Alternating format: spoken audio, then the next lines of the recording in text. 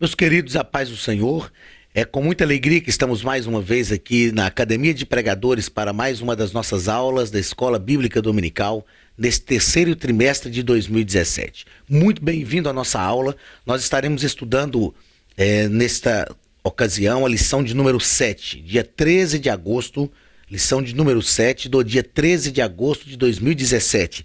O título da nossa lição é A Necessidade do Novo Nascimento. Texto áureo está no Evangelho escrito pelo apóstolo João, capítulo 3, e o versículo 7, que nos diz o seguinte: Não te maravilhes de ter dito, necessário vos é nascer de novo. A verdade prática nos diz o seguinte: cremos na realidade absoluta do novo nascimento pela graça de Deus, mediante a fé em Jesus Cristo. Os objetivos da nossa lição, o objetivo geral é compreender a necessidade absoluta do novo nascimento pela graça de Deus. E os objetivos específicos, como você sabe, cada um deles ligado a um ponto da lição. O primeiro objetivo, apresentar Nicodemos como um líder religioso bem intencionado. O segundo objetivo, compreender o que é novo nascimento. E o terceiro, explicar por que é necessário nascer de novo. O ponto central da lição nos diz o seguinte: cremos na necessidade do novo nascimento. Cremos na necessidade do novo nascimento. O novo nascimento não é uma possibilidade, é uma necessidade. Tendo em vista, nós até já estudamos isso na lição passada, tendo em vista que todos pecaram e destituídos foram da glória de Deus, é necessário que haja um novo nascimento para que esta filiação seja restaurada ao Pai, seja restaurada a Deus novamente. A leitura bíblica em classe está no Evangelho escrito pelo apóstolo João, capítulo 3, versículo 1 ao 12, que nos diz o seguinte: E havia entre os fariseus um homem chamado Nicodemos, príncipe dos judeus. Este foi ter de noite com Jesus e disse-lhe: Rabi, bem sabes que és mestre vindo de Deus, porque ninguém pode fazer esses sinais que tu fazes se Deus não for com ele. Jesus respondeu e disse-lhe: na verdade te digo, que aquele que não nascer de novo não pode ver o reino de Deus. Disse-lhe Nicodemos: pode um homem nascer sendo velho? Porventura pode tornar a entrar no ventre de sua mãe e nascer? Jesus respondeu: na verdade te digo, que aquele que não nascer da água e do Espírito não pode entrar no reino de Deus. O que é nascido da carne é carne, e o que é nascido do Espírito é Espírito. Não te maravilhes de te ter dito, necessário vos é nascer de novo. O vento assopra onde quer, e ouves a sua voz, mas não sabes de onde vem, nem para onde vai. Assim é todo aquele que é nascido do Espírito. Nicodemos respondeu e disse-lhe: como pode ser isto? Jesus respondeu e disse-lhe: tu és mestre em Israel e não sabes isto? Na verdade te digo, que nós dizemos o que sabemos e testificamos o que vimos, e não aceitais o nosso testemunho. Se vos falei de coisas terrestres e não crestes, como crereis se vos falar das celestiais? Meus queridos, o que nós vamos aprender na lição de hoje é que Nicodemos, embora pertencesse à classe dos fariseus, que era uma classe que criticava Jesus severamente, era um mestre que foi ter com Jesus não para pegá-lo, não para testá-lo, mas ele foi realmente ter com Jesus, admirado das maravilhas que Jesus realizava, dos milagres que ele realizava. A palavra de Deus vai nos dizer que Jesus realizou muitos milagres, muitos sinais, e isto chamou a atenção de Nicodemos. Ele vai então conversar com Jesus, reconhecer que Jesus era o Filho de Deus. O texto bíblico que lemos diz isto. Ele diz: olha, ninguém faz desses sinais se não for dado por Deus. E quando ele se expressa, quando ele se aproxima de Jesus para expressar aquilo que ele sentia, a percepção que ele tinha, Jesus lhe direciona uma palavra para que ele tivesse uma responsabilidade com aquilo que era verdadeiramente importante.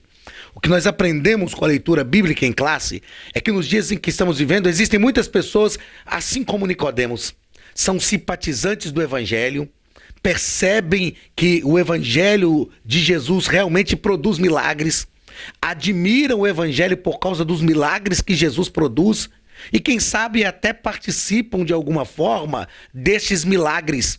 Mas o que Jesus fez com Nicodemos deve ser a pregação da igreja em relação ao Evangelho. Nós não precisamos e não queremos tão somente simpatizantes. A ordem de Jesus não foi para que nós fizéssemos simpatizantes, pessoas amigas do Evangelho. Isto é importante, sem dúvida nenhuma. A palavra de Deus nos diz no livro de Atos que a igreja primitiva caía na graça do povo. Nicodemos era um simpatizante daquilo que Jesus fazia, era um admirador dos milagres que Jesus produzia, mas quando ele chega para Jesus dizendo, olha, tu fazes esses sinais e tu és mestre vindo de Deus, porque ninguém poderia fazer esses sinais se Deus não fosse com ele. A resposta de Jesus para Nicodemos não se deu no mesmo nível de admiração. A resposta de Jesus para Nicodemos intencionava tirar Nicodemos desse nível superficial da admiração e projetá-lo num nível de profundidade espiritual. Porque Jesus responde para ele, na verdade te digo, que aquele que não nascer de novo não pode ver o reino de Deus. É interessante isso aqui. Nicodemos não está falando de novo nascimento, Nicodemos não está falando de reino de Deus, ele está tão somente admirado pelos milagres e reconhecendo que Jesus realmente veio de Deus. E Jesus o introduz no que é a mensagem do reino. Fica para todos nós uma grande lição, um grande ensinamento de Jesus. Muitas vezes nós ficamos envolvidos com a admiração que muitas pessoas têm pelo Evangelho. Nós vivemos dias em que o Evangelho tem sido verdadeiramente admirado. E às vezes as pessoas chegam, falam sobre essa admiração e nós ficamos também só neste campo da admiração. Ah, é verdade, que bênção que você está aqui, que bom que você está reconhecendo isso. O que Jesus nos ensina é o seguinte, se alguém chegar admirando o Evangelho que você vive, que você prega, o que nós devemos fazer é o que Jesus fez. Muito bem. É bom você estar admirando isso. É bom. O que você diz é verdadeiramente uma realidade. Porém, é necessário que você nasça de novo. E Jesus então projeta Nicodemos para esse nível de profundidade espiritual que ele precisava. Se tem uma coisa que nós vivemos nos nossos dias, são as superficialidades dos relacionamentos. E muitas pessoas querem hoje viver um relacionamento superficial com o Evangelho. Um relacionamento de admiração, um relacionamento onde as pessoas vão até se aproveitar dos milagres que Jesus produz. Mas Jesus quer tirar-nos desse nível superficial do relacionamento e projetar-nos num nível de profundidade e que é a verdadeira motivação do Evangelho, né? Nascer de novo, produzir um novo nascimento. Muito bem, vamos à introdução da nossa lição. O pastor Ezequias Soares, na introdução, ele vai destacar o diálogo de Jesus com Nicodemos, que é, na verdade, o pano de fundo da nossa lição hoje. O diálogo de Jesus com Nicodemos, um líder religioso, honesto e sincero, revela a necessidade do novo nascimento para entrar no reino dos céus. Então, sem o novo nascimento, não é possível entrar no reino dos céus. E como nós já falamos aqui, bem no iniciozinho da nossa aula, uma vez que todos pecaram e foram destituídos da glória de Deus, foram destituídos desta filiação, é preciso nascer de novo para ser restituído este poder de filho, ser restaurada esta relação de filiação com o Senhor.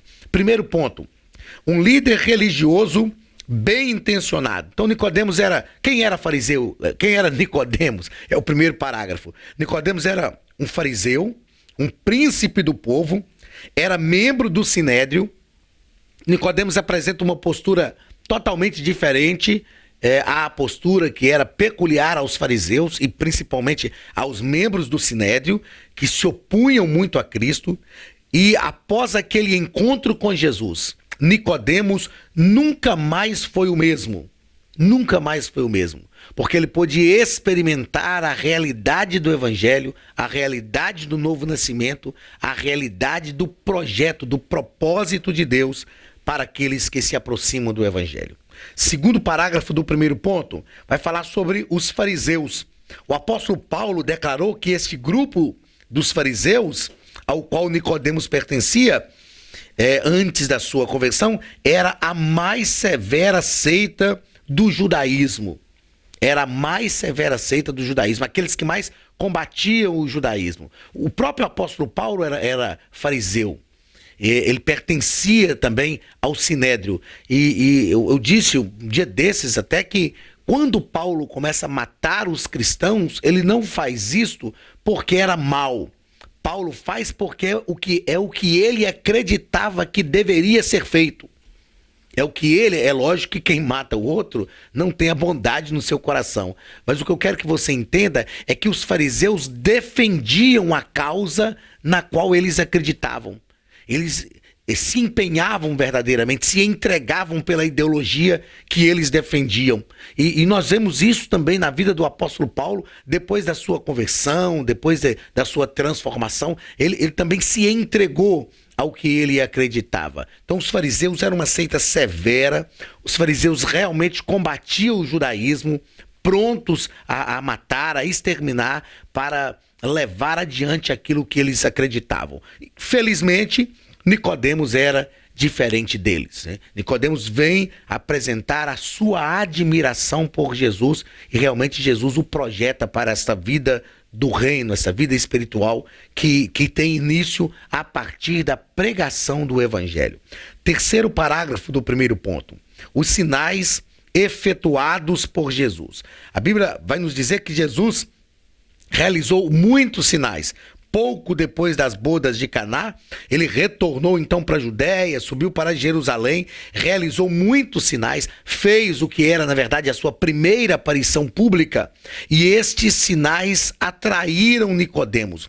O que nós aprendemos aqui é que os milagres que Jesus faz, os sinais que o Evangelho é capaz de produzir, deve atrair as pessoas, deve produzir verdadeiramente salvação. Nós precisamos fazer uma crítica incisiva e crítica no mais pleno sentido da palavra, crítica construtiva, é lógico, deste evangelho que se prega, onde os milagres que o evangelho produz, onde os sinais que o evangelho faz, não produz salvação. Tudo o que é realizado no reino de Deus deve projetar as pessoas para a salvação. Deve discipular, deve buscar a salvação da alma das pessoas.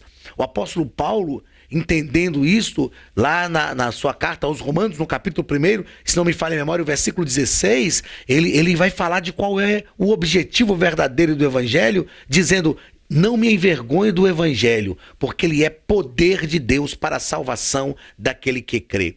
O Evangelho não deve ser uma ferramenta de espetáculo, como tem sido para muitas pessoas. O Evangelho não deve ser um instrumento de melhorias sociais. O Evangelho produz isto. E o próprio Jesus deixou exemplo disso. Quantas pessoas que Jesus se aproximou delas e, além de salvar a sua alma, de transformar a sua vida, melhorou também a sua vida social. Jesus fez isso. Com Zaqueu, por exemplo, Jesus fez isso. Zaqueu passou a ter um convívio diferente com os seus irmãos, porque Jesus disse: olha, esse também é filho de Abraão. Com a mulher prostituta, Jesus fez isso. Os leprosos que Jesus curou, Jesus sempre mudou a estrutura social da vida das pessoas. Mas este não é o principal foco do Evangelho.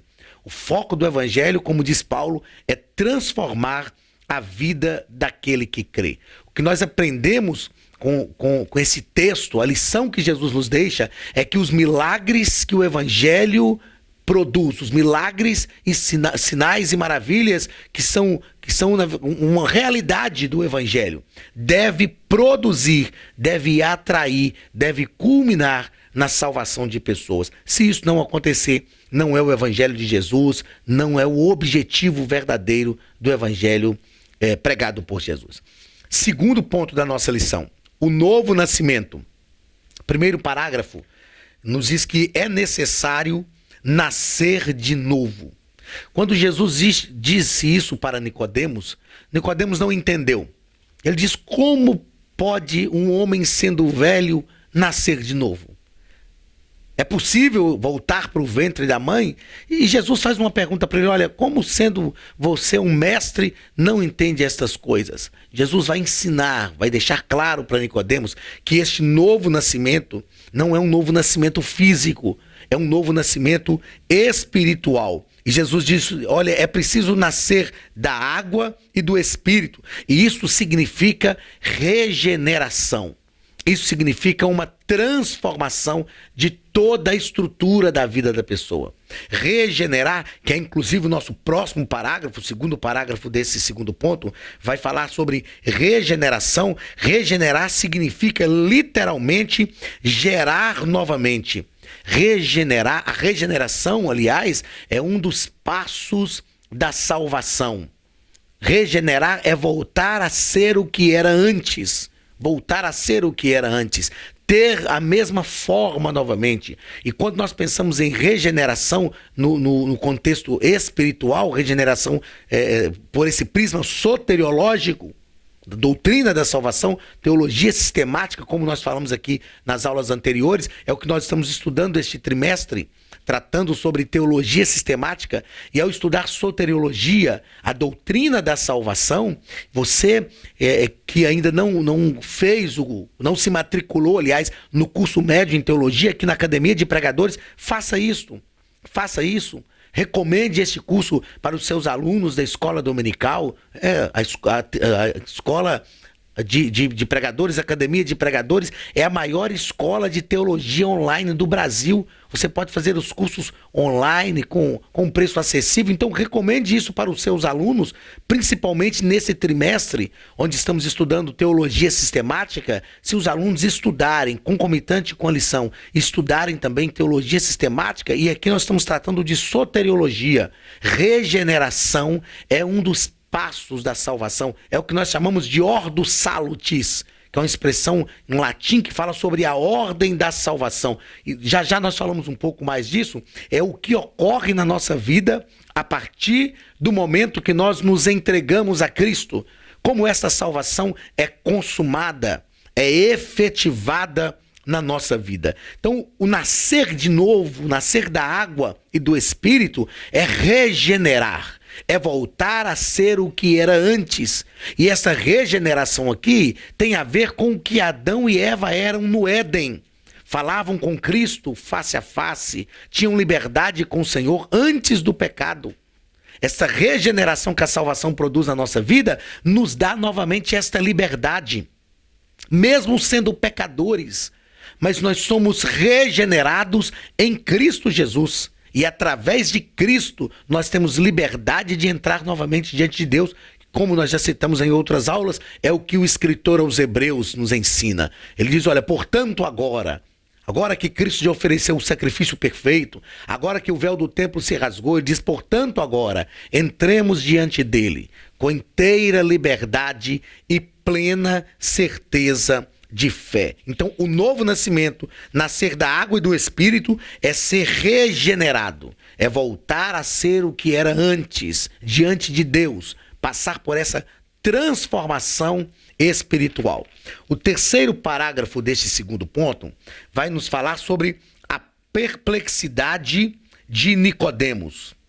Muita gente pensa que Deus está preocupado com religião. É lógico que nós fazemos uma ressalva aqui. O pastor Ezequiel Soares, ele faz uma colocação muito própria, mas eu quero fazer uma ressalva, porque quando ele cita religião, nós estamos tratando aqui, na verdade, essa preocupação que é superficial é com a religiosidade. Porque Tiago vai nos ensinar o que é a verdadeira religião.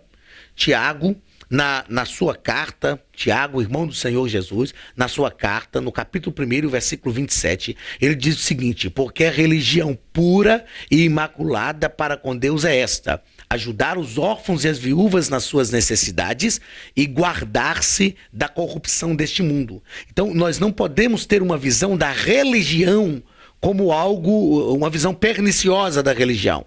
Ver a religião como algo pejorativo. Não. A religião tem o objetivo, a palavra religião vem do latim religare, ela tem o objetivo de religar o ser humano a Deus. O problema é a religiosidade. Este é o problema. Então, Deus não está preocupado com esta religiosidade. As pessoas que pensam assim estão enganadas. A vontade de Deus é a comunhão com as suas criaturas inteligentes. Nós tratamos disso em lições anteriores. E falamos o seguinte, que todo o grande motivo da criação de todas as coisas, da criação da natureza e da criação do homem é relacionamento. Deus fez todas as suas obras pensando no relacionamento. E mais uma vez nós vemos aqui o pastor Ezequiel Soares nos colocando, nos posicionando muito bem, com muita propriedade até, que o que Deus quer é a comunhão com as suas criaturas inteligentes. Nada tem mais valor para Deus do que a comunhão. O novo nascimento, então, é a restauração da comunhão com Deus e não significa seguir um conjunto de regras religiosas ou éticas. Nós precisamos deixar claro também que isso não quer dizer que este novo nascimento é desvencilhado de regras. Não é. Quando nós viemos a Cristo, Jesus Cristo nos salvou, nos remiu, a lei já está cumprida em Cristo, porém nós temos normas, princípios, é isso que nós estamos estudando este trimestre, princípios bíblicos que são normativos para a nossa vida, a fim de produzir em nós a continuidade desta comunhão com Deus. Terceiro ponto da nossa lição vai falar sobre uma necessidade. Primeiro parágrafo do terceiro ponto nos fala sobre o estado humano. Então, a Bíblia ensina e a própria experiência humana confirma que todos estão mortos em seus delitos e pecados, nas suas ofensas e pecados. Então, o estado humano depois do pecado é deplorável. Nós já explicamos isso também sobre o pecado de Adão que passou à raça humana. Todos nós fomos destituídos. O que é destituir? É tirar, é arrancar. Nós entendemos muito bem disso, principalmente no âmbito político. Há pouco tempo atrás nós tivemos aí uma presidente do Brasil que passou por um processo de impeachment e foi destituída do seu cargo. Ou seja, ela foi tirada à força. Destituir é tirar alguém à força. Por causa de erros, por causa de falhas. Quando a Bíblia diz que nós somos destituídos da glória de Deus, é porque o pecado produziu esta destituição. E a destituição é feita de forma impositiva. Então, mesmo que nós não quiséssemos, a própria justiça de Deus clamava por essa destituição. E nós somos destituídos pelo próprio Deus. Porém, o próprio Deus resolveu nos restituir. E é isso que João escreve ao dizer que ele veio para os que eram seus, mas os seus não o receberam. Mas a todos quanto receberam, deu-lhes o poder de serem feitos filhos de Deus. É uma restituição que o Senhor produziu, porque o próprio Deus que destituiu tem poder para restituir. Trata-se, a condição humana, na verdade, trata-se de uma necessidade imperiosa, porque todas as pessoas estão mortas e precisam reviver, precisam receber vida espiritual. Estávamos mortos. A Bíblia diz que nós estávamos mortos em nossos delitos e pecados. Mas através do sangue de Jesus, nós fomos restituídos, fomos restaurados, revivemos para uma nova vida em Cristo Jesus. O segundo parágrafo desse terceiro ponto vai falar sobre Saulo de Tarso. Então, ninguém no mundo nasce cristão. E eu achei muito importante essa colocação aqui, do comentarista da lição, porque ele diz o seguinte, todos os seres humanos nascem pecadores. A salvação é individual e pessoal. Ao estudar a lição, eu lembrei aqui de saudosa memória, um dos últimos grandes avivalistas, evangelistas, aliás, que nós tivemos, que fazia trabalhos maravilhosos no Brasil, pastor Bernard Johnson. Eu lembro de uma pregação dele que eu era ainda criança, de 9 para 10 anos de idade, e ele pregou dizendo que Deus não tem netos, que Deus tem filhos, e que filho de crente também tinha que entregar a sua vida para Jesus. E é isso que o pastor Ezequias Soares nos coloca aqui, olha, até mesmo aquele que nasceu num lar cristão, apesar do privilégio de ter sido criado num ambiente cristão e ter recebido uma valiosa herança espiritual dos pais, precisa receber a Jesus como Salvador pessoal para se tornar filho de Deus. Não há outro caminho a não ser realmente entregar a nossa vida para Jesus. Lá pelos idos de 1986, eu estava com 9 para 10 anos de idade, quando eu ouvi o pastor Bernardo Johnson pregando sobre isso, que Deus não tinha netos, Deus não tem netos, Deus tem filhos. Naquele dia, naquela noite, a campanha da ceifa, eu me entreguei para Jesus, entreguei a minha vida para Jesus, para que eu fosse realmente filho de Deus, para que eu pertencesse realmente à família de Deus. Nós vemos que Saulo passou por essa experiência, né? Ele mesmo declarou ser extremamente religioso. Ele fala disso na carta aos Filipenses. Ele fala, se alguém que quer se gloriar, eu poderia me gloriar. Quanto à lei, perseguidor da igreja. Ele fala fariseu de fariseu, judeu de judeu, da tribo de Benjamim. E ele vai falando de tudo aquilo que era a sua religiosidade. Mas ele diz, o que para mim era lucro, refutei como perda. O que para mim era ganho, eu perdi pela sublimidade do conhecimento de Cristo Jesus, meu Senhor. Então todos precisam, não obstante ser religioso, é uma característica, é uma grande qualidade social, porque a religião, ela também nos disciplina como pessoas, tendo em vista que as comunidades religiosas são instituições de controle social. Não obstante ser religioso, nos faz ter um bom perfil de cidadão, mas isso não basta para nascer de novo. Para nascer de novo, nós precisamos receber a Cristo como Salvador. E essa mensagem, meus queridos, precisa ser novamente pregada, ovacionada, precisa ser realmente uma mensagem incisiva.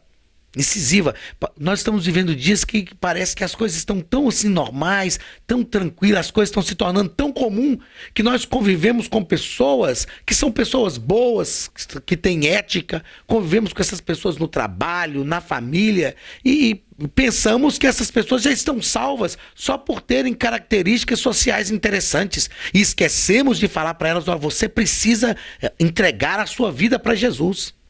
Você precisa experimentar o novo nascimento. Não basta ser bom, é preciso realmente experimentar o novo nascimento. Ser bom é excelente. Ser bom nos faz verdadeiros cidadãos. Mas para ser cidadão do céu, é preciso passar por uma experiência de conversão genuína, verdadeira, clara, envolvente, plena. Uma experiência de conversão que transforme a nossa vida em todos os aspectos. Terceiro parágrafo deste terceiro ponto e último ponto da nossa lição. O centurião Cornélio passou por esta experiência também, não é? Cornélio era romano, mesmo assim, talvez por influência da religião judaica. A Bíblia diz que ele era piedoso, era temente a Deus com toda a sua casa. fazia muitas esmolas ao povo e de contínuo orava a Deus, mas ninguém é salvo por isso. Era um homem bom, embora não fosse judeu, embora não era judeu, era um homem bom, dava esmolas, fazia orações a Deus, mas Deus usou Pedro.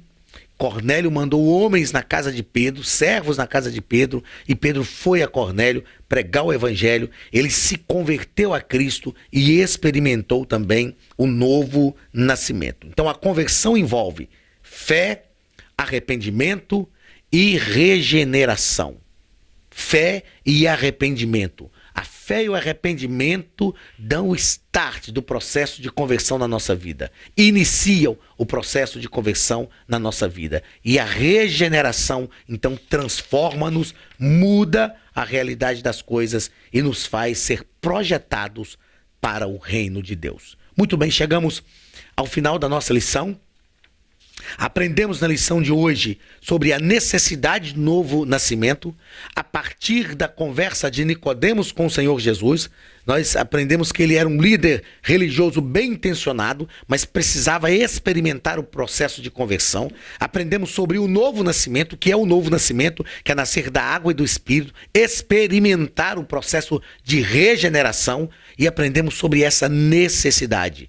Há uma necessidade em todos os homens, serem salvos por Cristo Jesus e experimentar uma nova vida espiritual que produz frutos que nos projetam para o reino de Deus. Que Deus te abençoe. Até semana que vem, na nossa próxima aula. Receba o abraço do pastor Anderson Silva e da Academia de Pregadores, a maior escola de teologia online do Brasil.